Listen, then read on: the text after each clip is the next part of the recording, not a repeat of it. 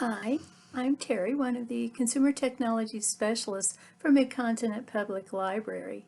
And today we're going to look at Google Docs. And we have right now a very plain document that we are going to try to fix. We'll use both the menu bar and the toolbar. And we're going to look at indents as opposed to tabs.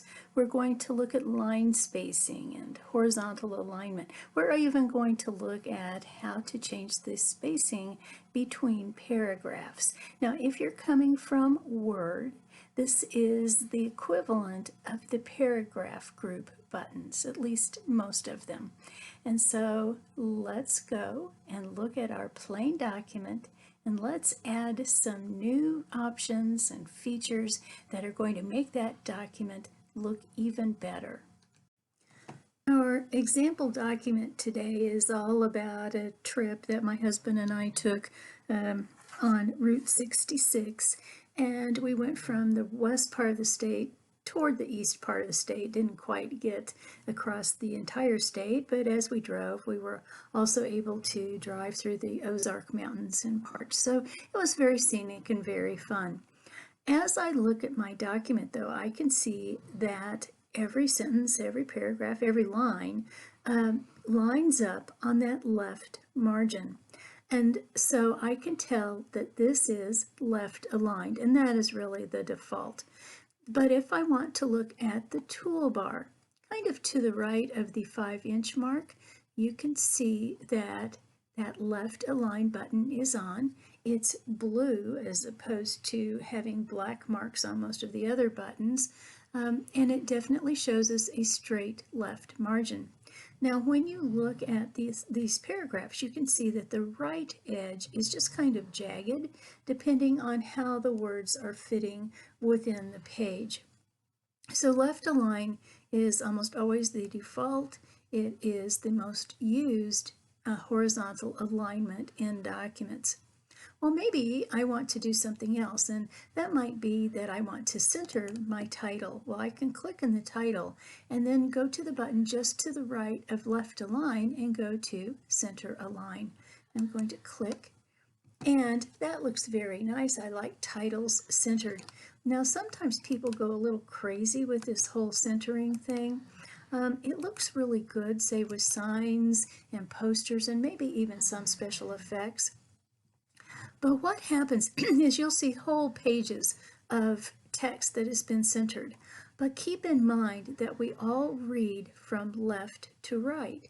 So while this first paragraph isn't great, I can still pretty much read the last of this third line and come down to the fourth line and find the words. But as I get to this next really short paragraph, I have a full line of text come down, and then when I do, I have all of this blank space on the left-hand side before I actually find some words. Now that can cause people some consternation, and occasionally what will happen, especially if you have several short lines, is that they can miss some of what you've written because they are looking from left down to the next line that is really left aligned and still on that left margin.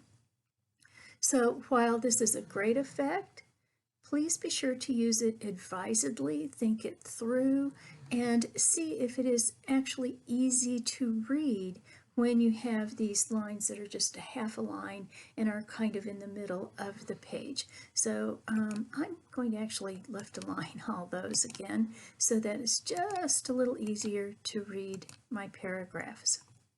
Now, there is another horizontal alignment that you might want to use from time to time, although again, you're probably going to use it even less than centering, and that is the button to the right of center. It's the right align button. When I click right align, it makes the right margin straight and the left margin jagged. And it works pretty well for the first 3 lines, but again we have this issue of a lot of blank space on the left, which is just not quite natural, but to finish our sentence here. So how could we use this? Well, you could, if you have a letter, you could have on the letterhead, you could have, say, the address of the company or phone number information. Or for letters, it used to be just standard that the date was always right aligned. You might have a column of letters or numbers that if you put your text above those numbers, you'd want to write a line right on that right margin where the numbers are.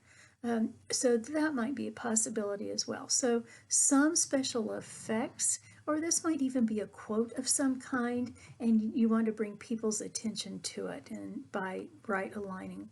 But generally, people don't use right align a whole lot. Well, let's go back to left align, because there is one other possibility of horizontal alignment, and that is, as we look at our buttons here, the last one, justify. Now, justify gives you a straight left margin and a straight right margin. Let me click so you can see. Now, the thing about justify is it adds just minute space between the different words, might even space out some of the letters a little bit. And when justify first was started appearing in newspapers, I remember hearing people just aghast at how bad the spacing was, because with the older kinds of justify and with older newspapers, you might have a word on the left margin, a whole lot of space, and then maybe a word on the right margin, new line, and people just couldn't believe that the spacing was so not helpful for what they were trying to read. Now, justify has improved enough that there are some companies that require that, especially their more formal documents, are justified. Certainly you'll find justify with newspapers and magazines and any kind of a document that has columns where you want to keep the left and the right margins both very straight. Well, let's make our first paragraph here left justified again. And there is one other place where you can go to make these horizontal alignment changes, and that's the menu bar. So let's go up to the menu bar, and in the middle of it we have Format. And then when we kind of slide down here, the third choice is Align and Indent. And we have the same choices of left align, center align, right, and justified. Notice that to the right of that, you also have keyboard shortcuts. So to left align, you could use Control-Shift-L.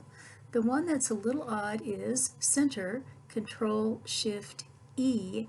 I'm assuming because C is, well, Control-C is copy, so there must be some other sort of keyboard shortcut where the C is used. So Control-Shift-E is to center, Control-Shift-R is to right align, and Control-Shift-J is to justify. Well, let's look at each one of those very quickly, and I think what we'll do is we'll just look at the text. Maybe what I'll do is this. I'm going to select all of our text just so you can see it move as I keep the menu bar options open. So we'll go to Format, Align and Indent. Now, left align, it shouldn't change. As we go to Align and Indent, center, let's see, oh yeah, it definitely changed.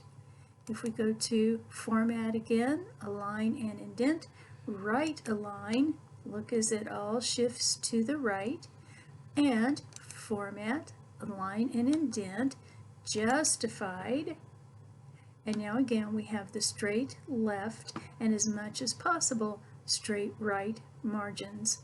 And then let's go back one more time, Format, Align and Indent, and go back to left alignment. While most of the paragraphs in my document are going to be left aligned, there might be an occasion where I need to indent, say, a paragraph.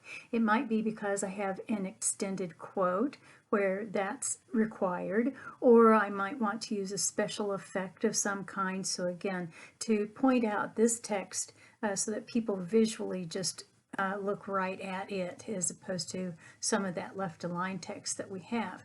Well, to indent, my first inclination is probably to press Tab. First I would click just to the left of the very first word in my paragraph, and then when I press Tab on the keyboard, well, that didn't quite do what I wanted. It did tab, but it tabbed only the first line of that paragraph. So obviously we need to do something else. Well, to reverse tab, we can hold down Shift and press Tab at the same time. So Shift Tab reverses tab, and now we're back to that left alignment. To actually indent an entire paragraph, we have a couple of choices. So let's look at the first one by going to the toolbar, and we're going to go to the far right at about the 7.5 inch mark on the ruler, where we have two buttons. The first one has lines, but it also has, if you look closely, an arrow pointing to the left, which is your decrease indent. And then the button to the right of that also has those same kind of paragraph lines, but the arrow is pointing to the right, and that's our increase indent button.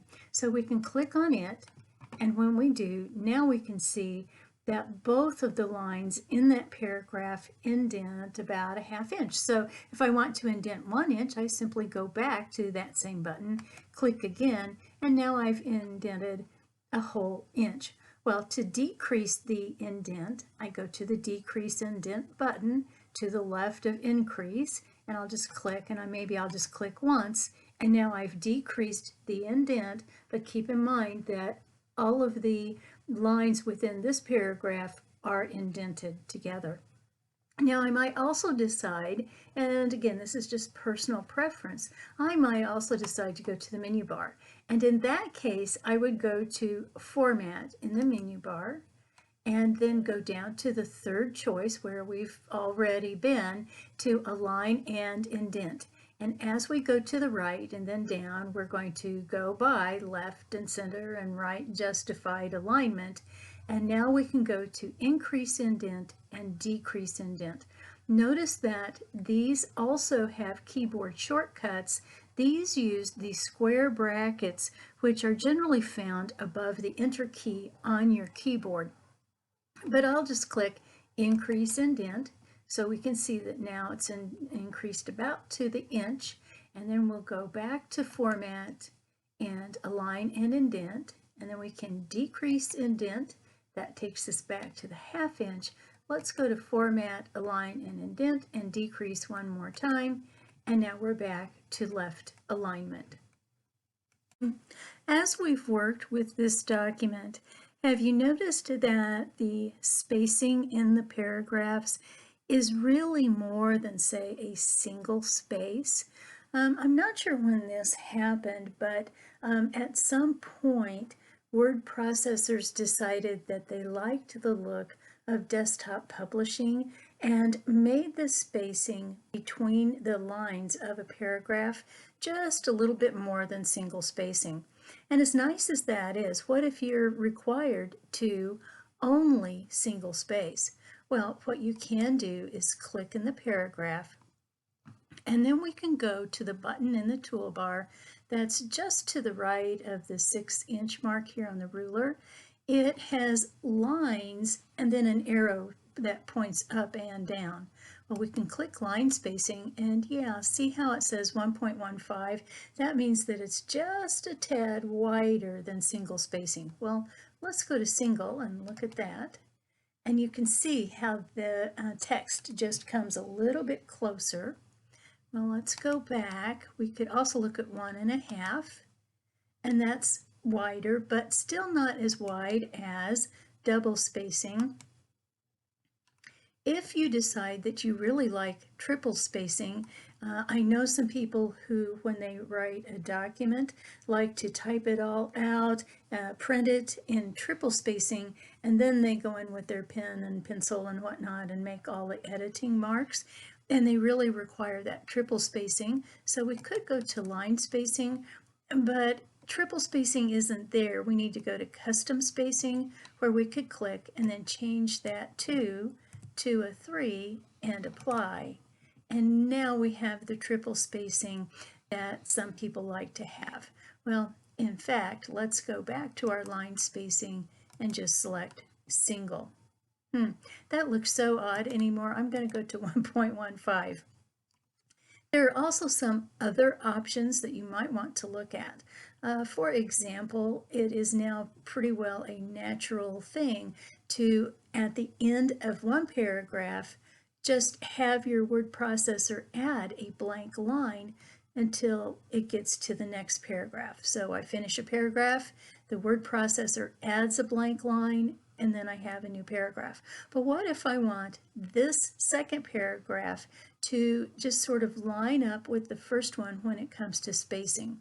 Well, I could click on this second paragraph, go to line spacing, and then below the number choices in that first part, I can come down to the second option and say, oh, I want to remove space before the paragraph. So I can click, and now the second paragraph is just in line with the first paragraph, same amount of spacing.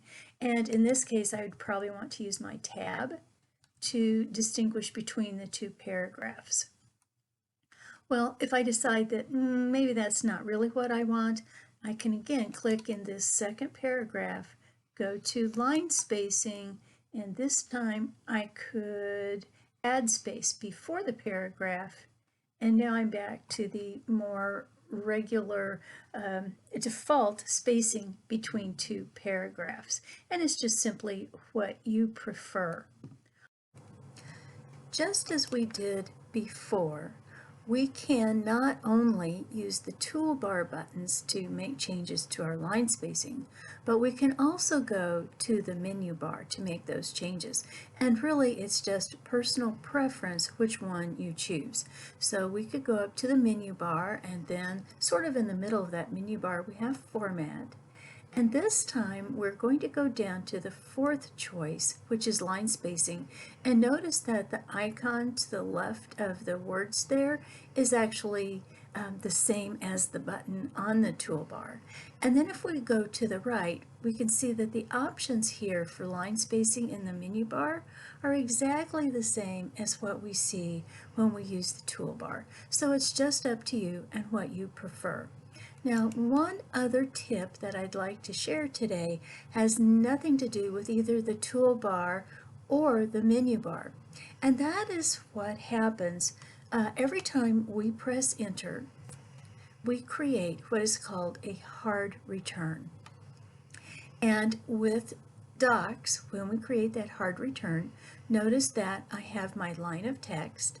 When I press enter, it gives me the blank line that we're now kind of used to, and now I have my insertion point, and then below that we have another blank line. But what if I want to create a line right below the first one here in our title, and I would like for it to even have the same formatting as the title? Well, let me undo, because we can use a keyboard shortcut to create something that's called a soft return. So when I press Shift Enter, it keeps the formatting. I'm already centered instead of left aligned, and I'll just type something here. But notice that I even have copied over the formatting for this new line of text, and there's no extra space, no blank line between the title and the subtitle here. So the soft return with Shift Enter can be a very useful tool. To learn even more, be sure to go to mymcpl.org/online learning, where you will find our great online resources, which include Universal Class, lynda.com, and Learning Express Library. Be sure to join us each week as we present a variety of tech topics. Each week we premiere 3 new videos. You'll be able to find them at 1 o'clock on Wednesday and Friday, or at 2 o'clock on Tuesday.